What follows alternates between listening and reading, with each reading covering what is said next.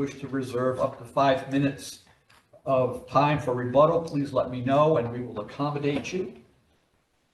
If we are ready to start, our first case is Spencer versus Forest River. Good morning. Good morning. May it please the court, Patrick Cremines on behalf of the appellants Raymond and Diana Spencer. I would like to request to reserve 5 minutes for oral argument, or for rebuttal, excuse me.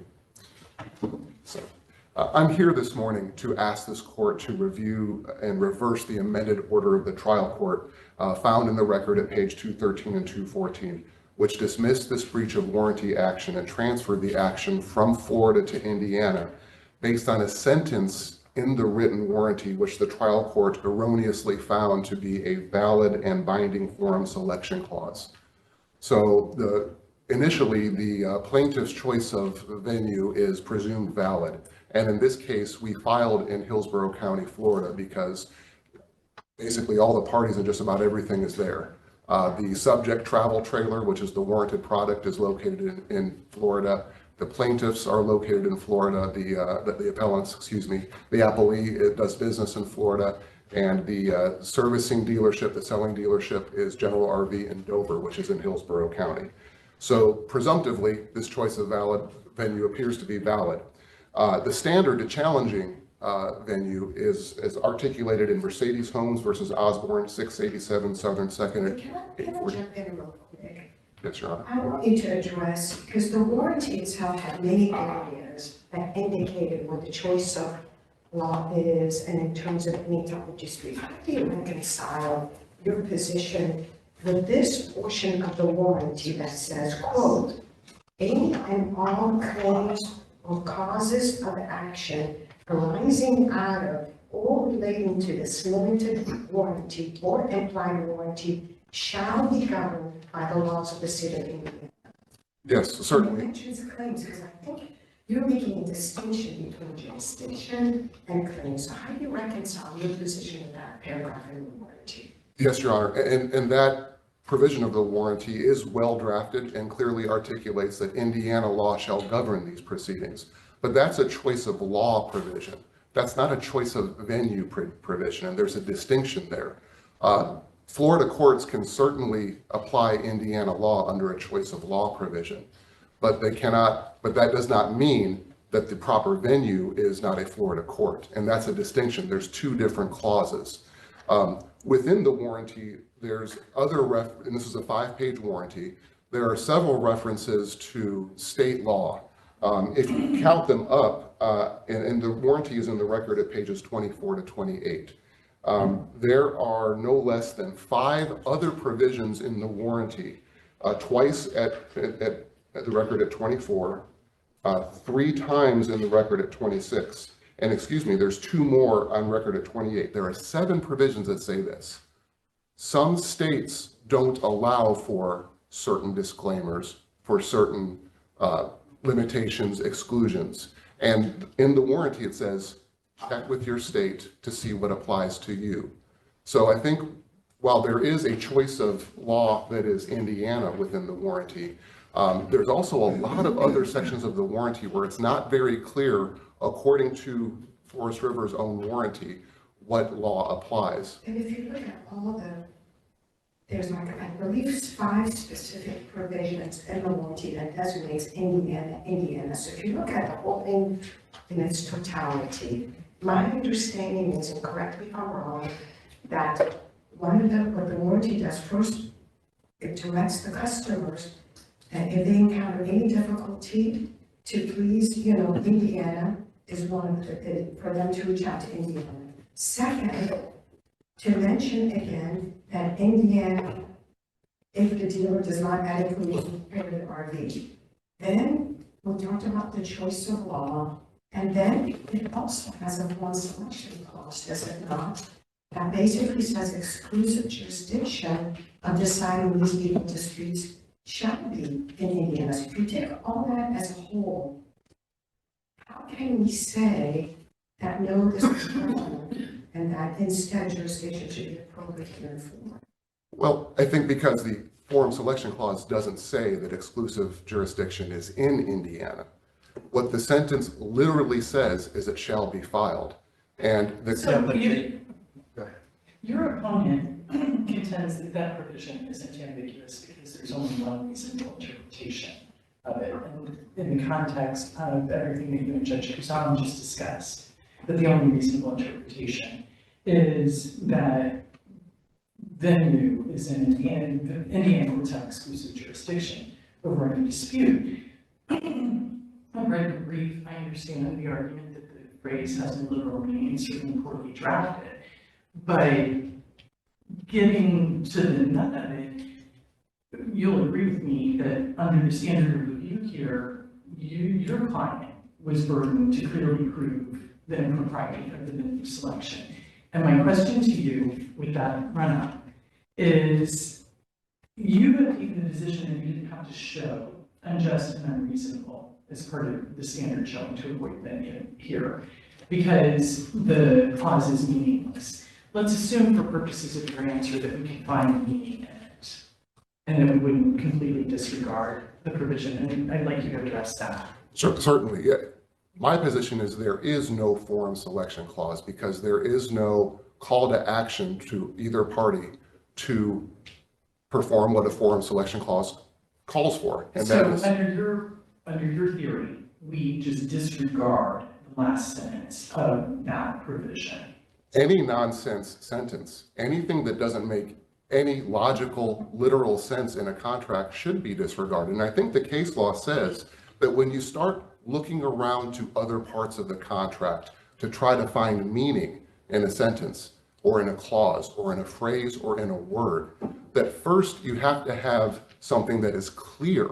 And every case says, as long as I thought the, the rule was that we were supposed to read the contract as a whole and try to find meaning to all of its provisions. that is correct. And that is once you have, but that assumes that you have something that at the beginning makes sense or has meaning. And the cases that are cited by my opponent in this case all have distinguishable sentences where the courts aren't having to try to figure out whether to replace a subject or a predicate, to fundamentally rewrite the sentence and to change the meaning of the sentence.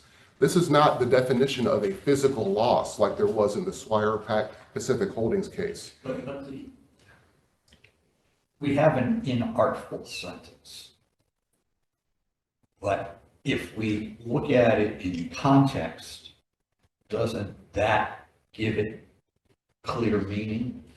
I don't think so because it has no meaning from the beginning. It doesn't have two But or more case meanings. says you just don't look at a sentence or a phrase in isolation.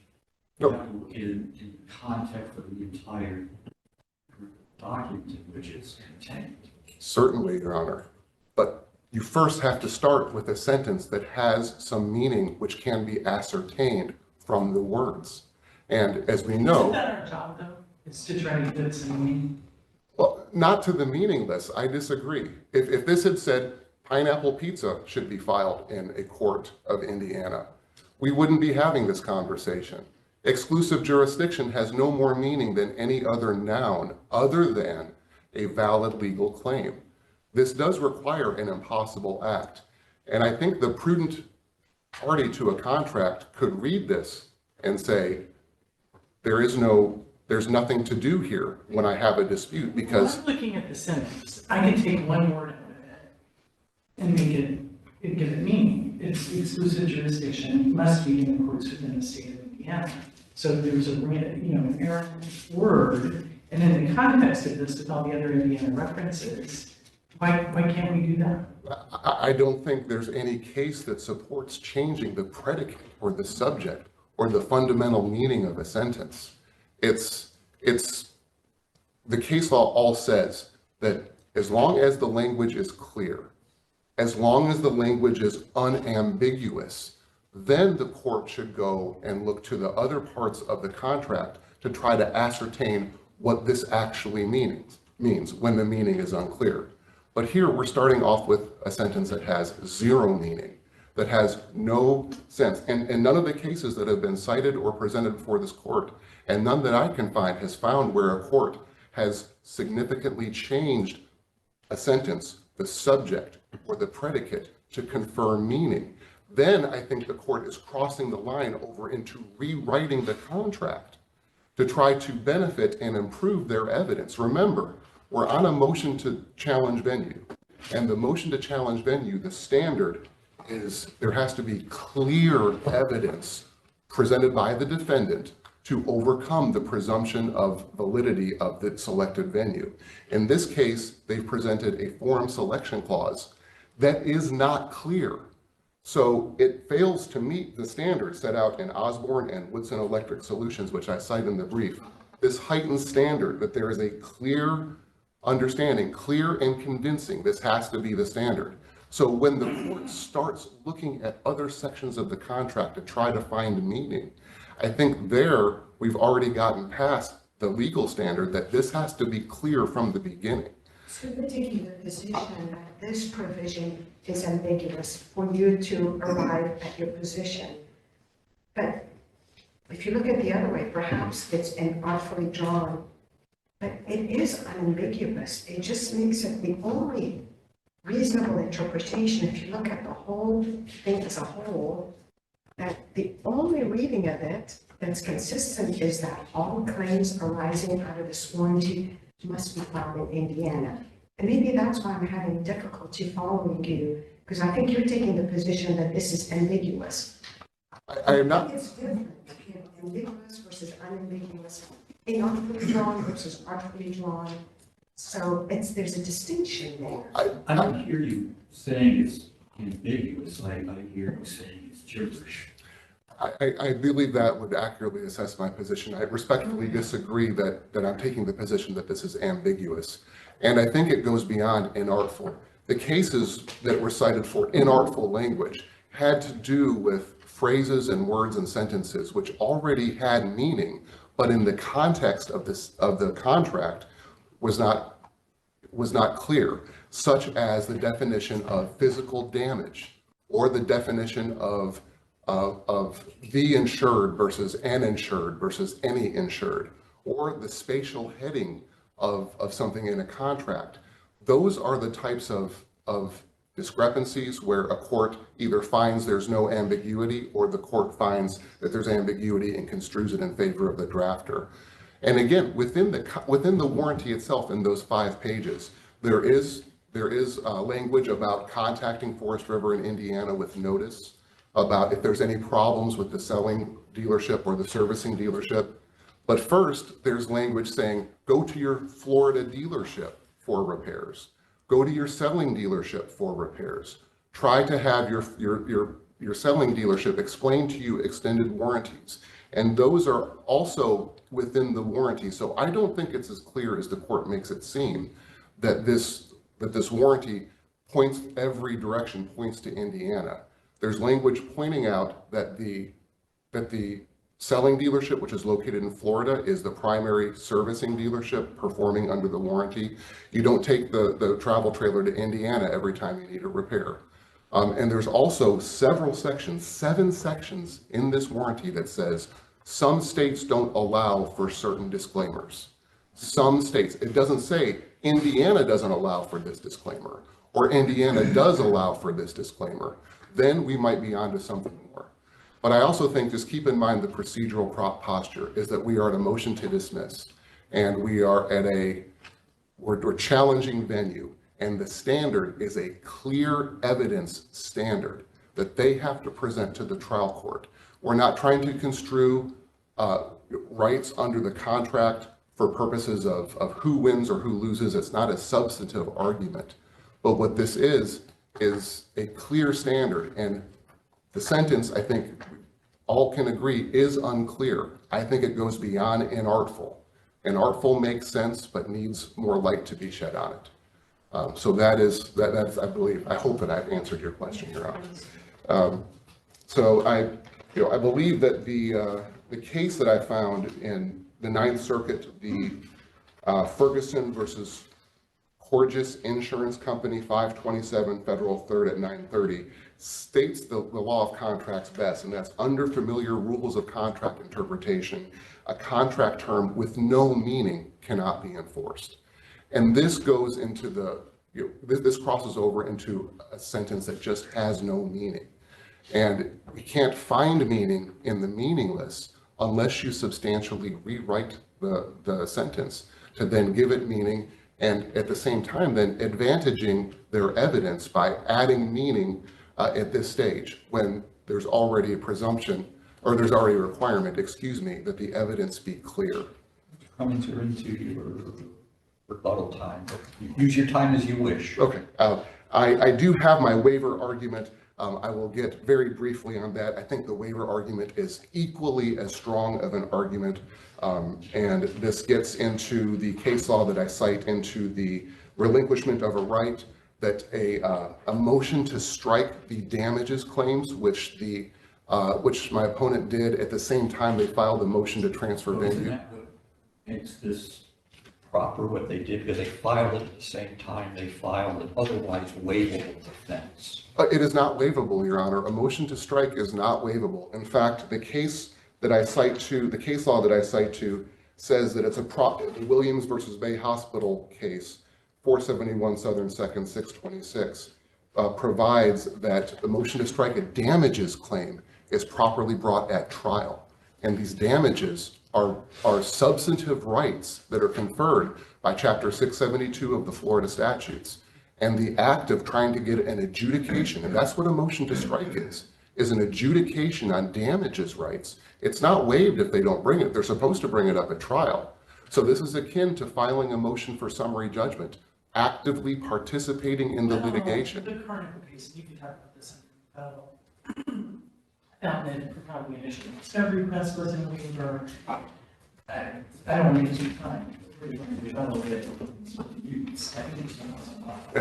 Certainly, the Carnival case does talk about discovery participation, but this is not what they did. They sought for the trial court to strike out, to interpret the contract using Florida law and determine that my clients, that the appellants, did not have a right to those damage claims, then ship the case off to Indiana for the adjudication of the different claims. Okay, it was an alternative request and was never ruled upon by the trial court. I disagree that it was an alternative request when it was filed. There's no indication in the motion that it was an alternative request. In fact, reading the motion, it says it should be transferred to Indiana because they filed in the wrong forum and they're seeking improper damages. It only became an alternative request at argument. And I also submit it doesn't matter. Once you invoke the court's jurisdiction for adjudication of claims, I believe that is done then. And I'll reserve whatever time I have left for my About rebuttal. 4 minutes, how's that? All right, thank you, Your Honor.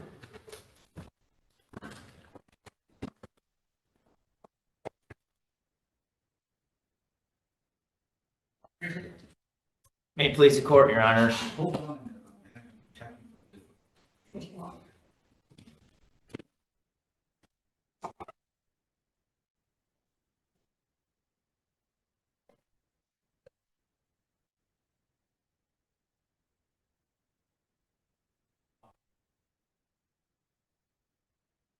Go ahead.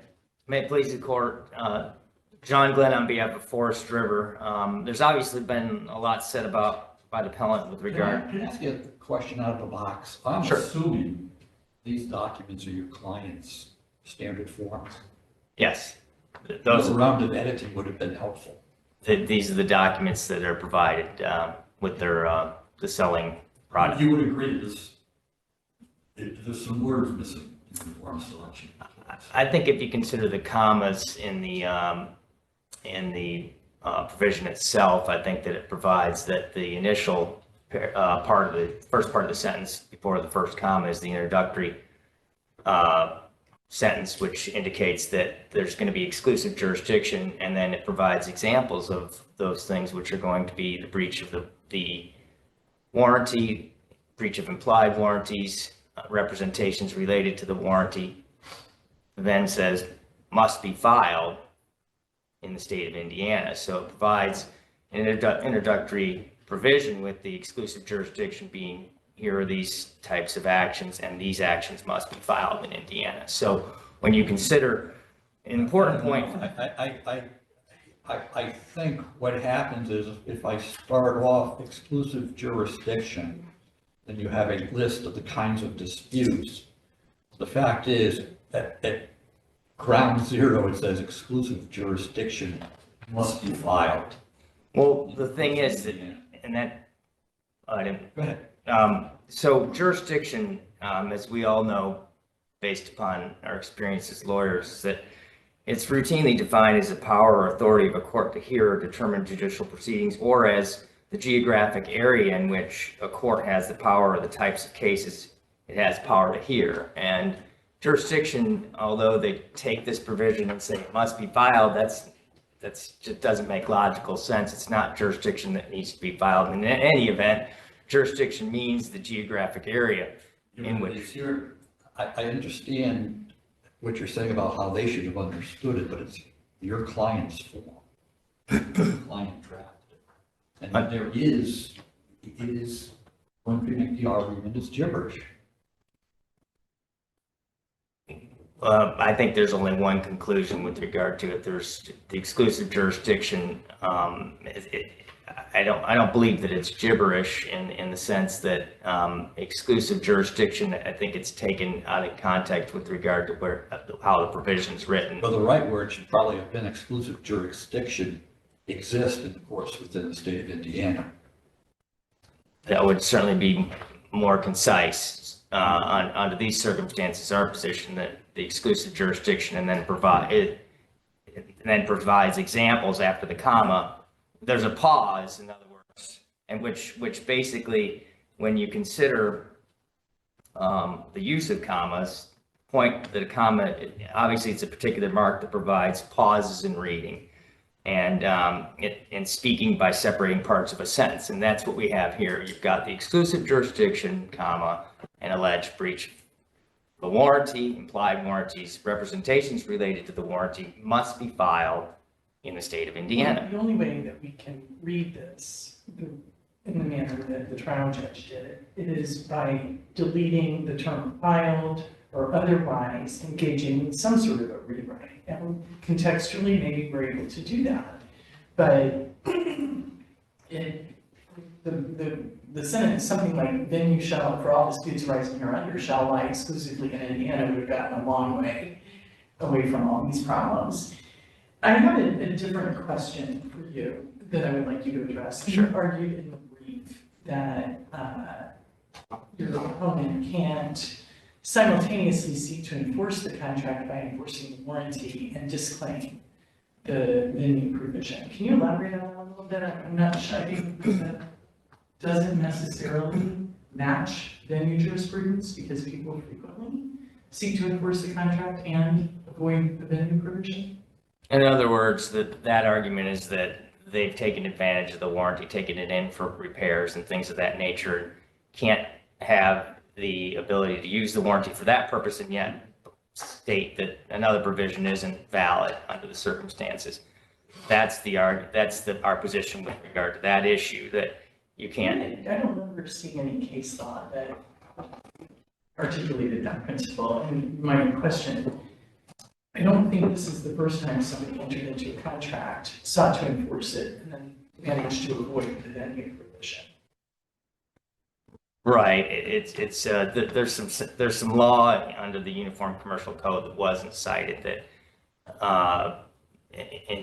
that basically says you can't seek to use one part of the warranty, take its benefits, yet for those portions of the warranty that you don't like, you can just agree to avoid those. So that's the argument with regard to that point. That wasn't reference to the Uniform Commercial Code general statement of the law on issues of that nature. So, Go ahead. Let me ask you this, Mr. Brown. Let's just assume, and I think people would agree, this is inartfully drawn. And then the question becomes, what else could it mean? And you pointed out in your brief that several times it's very clear you're talking about the intent of the parties. Any issues, Indiana. Any problems, Indiana. Anything, Indiana. Anything, Indiana. 5 separate places that say Indiana, Indiana. And yes, that language about filed in jurisdiction, perhaps another word would have been better. But ultimately, should we just look at what has been the intent of the parties in this case? What else could it mean? Agreed, because throughout the warranty itself, it does reference Indiana several times, and if you're going to actually make a complaint about the vehicle, you're supposed to make the complaint in writing to Indiana, the state of Indiana, to the company where it's based. So yes, with that having been said, the case law is out there on inartful drafting of a provision is that it's still is enforceable. Certainly, it may be inartful, but we know that there's only one meaning behind this. There aren't more than one. It's not ambiguous. In other words, there aren't two ways that it could be read. Basically, from our perspective, it's the jurisdiction that a case must be filed is Indiana, and it gives examples of the types of actions that must be filed in Indiana. So there's only one conclusion that can be drawn on those issues. So from our perspective, it is not ambiguous, maybe inartfully drawn, certainly, but it's not ambiguous because there is no other meaning other than the fact that the case should be filed in Indiana, specifically relating to breach of the warranty itself or implied warranties or representations relating to the warranty. So that's our position on that point. And would you address his other point about the motion to strike, give you an opportunity to respond to that? Sure. Obviously, when you have a pleading, venue is a waivable issue. So if you don't plead it in the first instance, it's waived. So the issue with regard to the incidental and consequential damages was seeking to strike as an alternative certain relief requested based upon the contractual document which is attached to the complaint.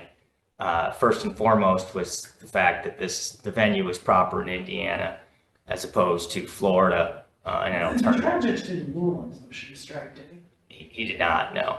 So That it was not stated as an alternative form of relief.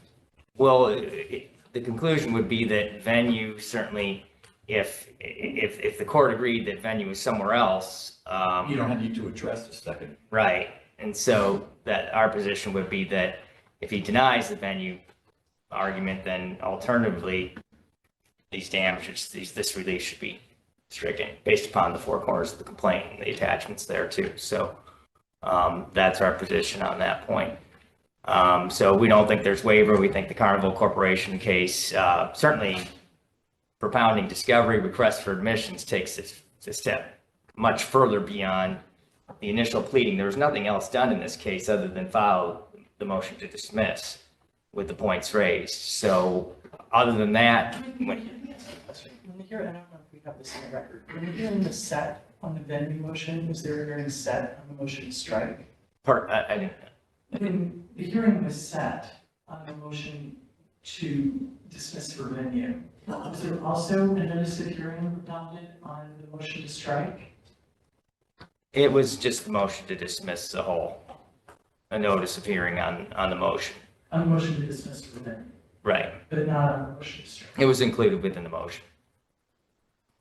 I'm sorry. The motion to strike, it was a motion to dismiss, but it also asked the court to dismiss the incidental and consequential damage claim. It wasn't a separate motion. It was all included within one motion. So hence the argument that And the notice of hearing just globally. right? globally, one document, not a separate motion to strike, one document, venue, motion, and it wasn't a motion to strike, it was a motion to dismiss those portions of the, or strike portions of those, the damage claim based upon the four corners of the complaint. So it was all contained in one document, not a separate pleading. So ultimately, this issue has, I know this doesn't have much bearing on for your honors on consideration of this, but this issue has gone across and certainly doesn't have any precedential value, but this issue and this interpretation has gone repeatedly across several circuit courts throughout Florida, including Broward, Hillsborough, Marion, Duval counties, and all of the courts. And judges in those cases have agreed that this venue is proper in Indiana and dismissed the cases and requested that if alternatively, there is an appropriate forum that is available to the individual. These individuals and the courts said, if you're going to pursue this action, it's got to be in Indiana. They're not binding on your honors, but this is what the courts. I don't remember you filing any of that as supplemental authority, or putting it in an appendix or anything. I don't remember seeing the trial court orders. Well, there were some attached to the motion. Let's strike that. I'm thinking back. I'd have to reference the. I know we referenced it. There was one case. Well, let me cut to the chase. Sure. It seemed to me that what Judge Hui did here would probably be similar to how the other trial judges behave. But isn't the fundamental inquiry, if this provision is enforced, effectively leaves the defendant without a forum? Isn't that really the right line on whether to, if enforcement would leave the opposing party without a forum, without a meaningful forum to adjudicate disputes, then it's unlikely to be enforced. Right. So that's the. That's not the case here. No, that's the unjust result argument or the point in the case law, and that here there is an alternative venue, and it's Indiana. It's not as if the court enforces this, there's no place to file this case. So Indiana is the place. Indiana is referenced throughout the warranty. Indiana is where this company is located. Indiana, again, notices, references to the law and things of that nature referenced throughout. The argument with regard to other states' laws applying is something that's included in the warranty because the Magnuson-Moss Warranty Act provides that there's certain language needs to be contained in the warranty, and so it's in there as a matter of law based upon that federal act. So, but otherwise, Indiana is it for this case, and although maybe one word could have been different, it's inartful. The ultimate is that there is only one meaning to this, that if you're going to file this, something related to an alleged breach of warranty, implied warranty, or representations related to the warranty, it must be filed in Indiana. And that's our position on it. And we'd ask the court to affirm the lower court's ruling on all bases that have been asserted by the appellant under the circumstances. And from my vantage point, unless you all have any other questions, I'd rest on that. Thank you. Thank you. Rebuttal. Yes, thank you, Your Honor. May it please the court. On the issue of the clarity of the clause, from the Adams case, which my opponent relies, it says in the opinion that when an insurance policy is ambiguous or fairly susceptible to two reasonable interpretations, then it goes on to say the court concludes to construe the contract. So what would be the other reasonable interpretation? I think that this is different from that case and distinct because there is no reasonable interpretation, and that's where I am at on this case. So no reasonable person reading this clause in context of the entire warranty, no person would conclude that this has to be brought in. Not anybody who reads the sentence and takes the sentence at its literal meaning. That is my position. And also in the, one moment.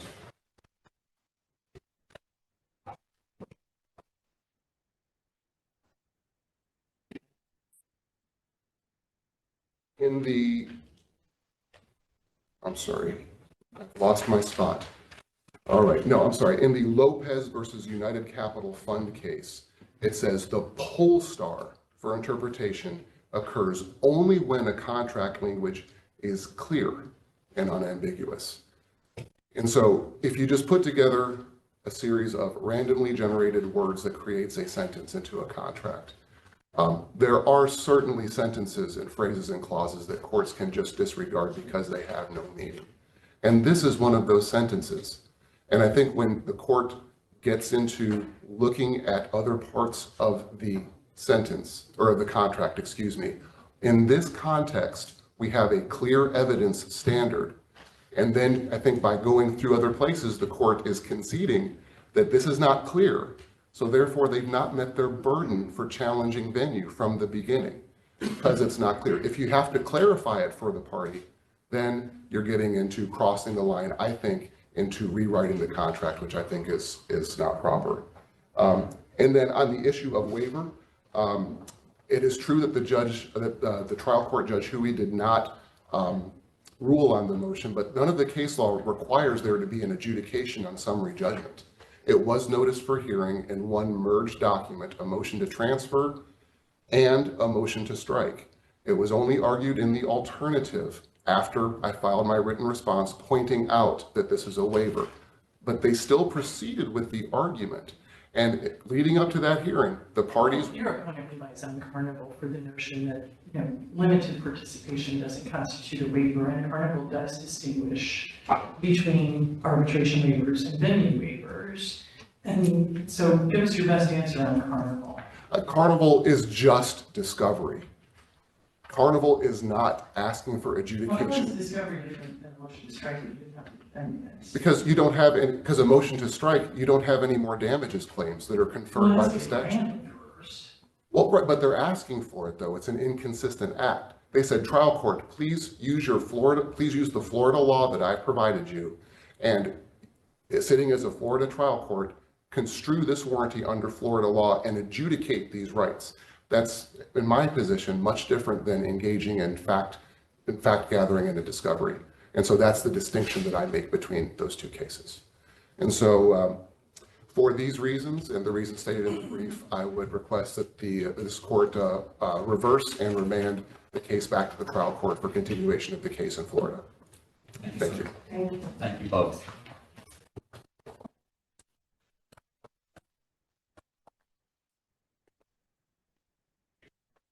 Next case, Andreopoulos